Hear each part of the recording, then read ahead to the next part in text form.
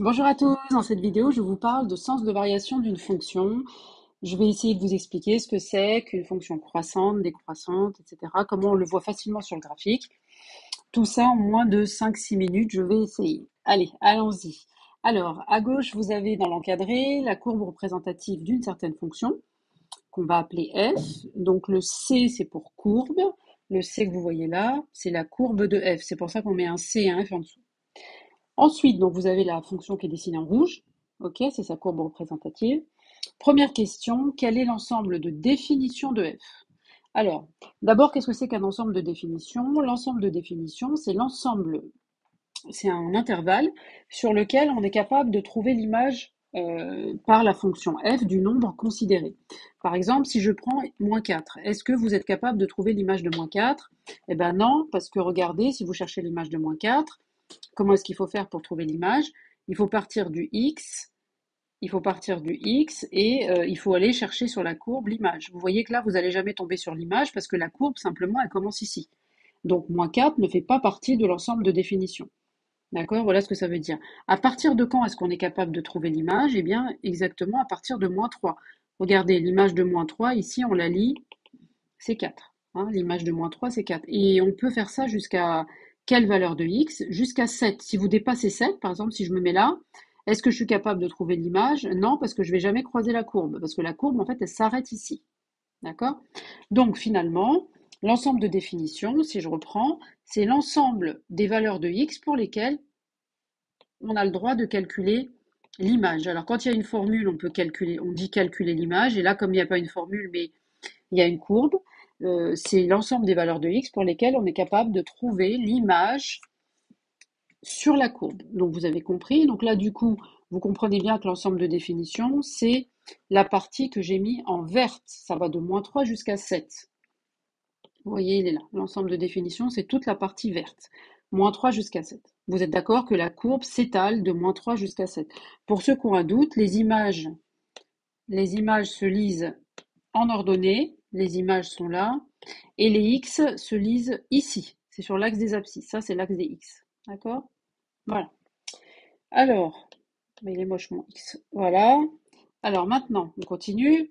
On me demande d'étudier les variations de f. Alors, qu'est-ce que ça veut dire d'étudier les variations? Alors, c'est très simple. Regardez mon dessin que j'ai encadré. Vous imaginez que vous êtes en train de vous balader sur l'axe des abscisses. Vous voyez là, par exemple, le petit bonhomme jaune, il est là. D'accord? Quand il se promène sur l'axe des abscisses, donc il avance, hein, il est dans la zone jaune que j'ai appelée la zone 1. Ensuite, il va passer dans la zone mauve. Vous le voyez là, il est là. Et ensuite, il va passer dans la zone que j'ai mis en orange. D'accord? Il est là. Ok? Alors pourquoi est-ce que j'ai mis trois petits bonhommes et pourquoi j'ai distingué trois zones? Mettez-vous donc dans votre tête à la place du petit bonhomme. C'est ça surtout en fait. Il faut que vous arriviez à imaginer que c'est vous qui êtes là. Donc je suis là, en jaune. Je suis le petit monsieur en jaune là. Voilà, je suis là. C'est moi ici. Donc quand je suis là, je me promène dans la zone jaune. Pendant ce temps-là, je regarde la courbe en hauteur. Donc je lève la tête et qu'est-ce que je vois? Je vois que la courbe, pendant ce temps-là, elle est en train de descendre. Vous êtes d'accord? Pendant que vous vous baladez dans la zone jaune, la courbe là, que je suis en train de repasser, elle est en train de descendre. Ici, elle va atteindre un point bas. C'est comme si, c'est-à-dire que si vous imaginez que c'est un toboggan, là ici, c'est en train de descendre. Et ici, vous allez avoir le minimum. Bon, c'est pas l'objet de cette vidéo, mais là, vous voyez que vous avez un point le plus bas ici. Bon, c'est facile à comprendre que c'est un minimum. Et ça va s'arrêter là. Une fois qu'il va basculer dans la zone mauve, qu'est-ce qui va se passer? La courbe, elle se met à monter pendant ce temps-là. Pendant que lui, il marche. Donc lui, il est en train de marcher dans la zone mauve. Vous voyez, il est là, en train de se promener là. Attendez, je vais mettre le mauve. Voilà. Là, il est en train de se promener sur la zone mauve. Lui, là. Lui, il est là. Pendant qu'il se promène, qu'est-ce que vous pouvez observer pour la courbe? Elle est en train de monter. Une fois qu'il va passer ici dans la zone rouge, d'accord? Donc là, le petit monsieur, maintenant, il est en rouge. Il est à côté. Alors, qu'est-ce qui se passe? Quand il est là, il est là maintenant. Quand il bascule ici, qu'est-ce qui se passe? Pendant qu'il avance dans cette zone-là, la courbe, elle redescend. Donc la fonction est décroissante. D'accord? Donc, vous vous promenez sur la zone, dans les zones jaune, mauve et rouge, donc sur l'axe des abscisses, hein, ça c'est l'axe des abscisses, et pendant ce temps-là, vous observez comment varie la fonction. Les variations, c'est parce que on parle de comment elle varie. Est-ce qu'elle varie en augmentant? en diminuant, etc. C'est le même mot qu'on utilise en fait dans la vie de tous les jours. Alors, on reprend du coup en écrivant les choses de manière un peu plus rigoureuse. Quand je suis dans la zone jaune, ça veut dire que je me promène entre -3 et -1. Maintenant, normalement, les intervalles, vous savez les manipuler. Donc, quand je suis sur l'intervalle -3, 1, donc ici, qu'est-ce qui se passe en fait? Quand je suis sur l'intervalle -3, 1, la fonction est décroissante, puisque pendant que je me promène, la courbe est en train de descendre. D'accord. Maintenant, je passe sur la deuxième zone que j'ai appelée la zone numéro 2, c'est la zone mauve. Pendant ce temps-là, quand on est ici, la fonction est croissante, puisque pendant que vous vous promenez dans la zone mauve, la courbe rouge est en train de monter au-dessus de votre tête. Maintenant que vous êtes passé dans la dernière zone, d'accord, celle-là, là, vous êtes passé dans la zone rouge, qu'est-ce qui se passe quand vous êtes dans la zone rouge? Vous voyez, là, je suis là, hein, dans la zone rouge. Alors, qu'est-ce qui se passe dans la zone rouge? Eh bien, quand je suis dans la zone rouge, c'est-à-dire entre 5 et 7, d'accord? La zone orange ou rouge, je sais pas, c'est un orange, je pense. Quand on est ici, donc là, où est-ce que je suis, moi? Regardez. Vous me voyez? Je suis là. Eh ben, quand je suis là et que je regarde au-dessus de ma tête, qu'est-ce que je vois? Ben, je vois une fonction qui est décroissante. Donc, c'est ce que j'ai écrit là. Elle est décroissante. Là, la fonction est décroissante. OK? Donc, je recommence. Vous vous promenez sur l'axe des abscisses. Imaginez vraiment que vous marchez sur l'axe des abscisses.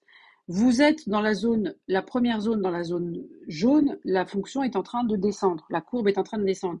Quand vous passez ici dans la zone mauve, tout au long de la zone mauve, la fonction est en train de monter. Donc, ça veut dire que la fonction est croissante. Et enfin, quand vous passez dans la zone orange, elle redevient décroissante. D'accord? Voilà. Donc ça, j'ai étudié les variations de f. Voilà ce que ça veut dire étudier les variations. Ça veut dire décrire ce qui se passe pendant que vous vous promenez dans le domaine de définition. Vous voyez bien que je me promène sur le domaine de définition en passant d'une zone à l'autre au fur et à mesure que la fonction change de variation. OK? Bon, une fois que vous avez compris ça, maintenant on vous demande une question un tout petit peu plus délicate. On vous demande de comparer l'image de 1 avec l'image de 3. Donc déjà, vous vous dites où sont les nombres 1 et 3. Donc je les ai mis en mauve parce que 1 et 3, vous comprenez bien qu'ils sont dans la zone 2, dans la zone mauve. Donc comme les deux, ils sont dans la zone mauve, ils sont à un endroit où la fonction est croissante.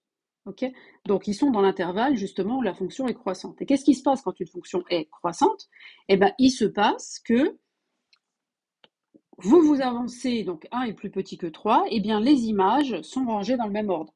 C'est-à-dire que comme 1 est plus petit que 3, son image va être en dessous de celle de 3. Alors regardons sur le dessin ce que ça donne. On arrive à le visualiser. Bon, là, j'ai utilisé la définition du cours, hein. Quand on a A inférieur à B, là, quand on a une fonction croissante, vous savez que si A est inférieur à B, alors l'image de A sera plus petite que l'image de B. Bon, en fait, ça c'est carrément normal parce que quand vous avez une fonction croissante, qu'est-ce que ça veut dire qu'elle est croissante?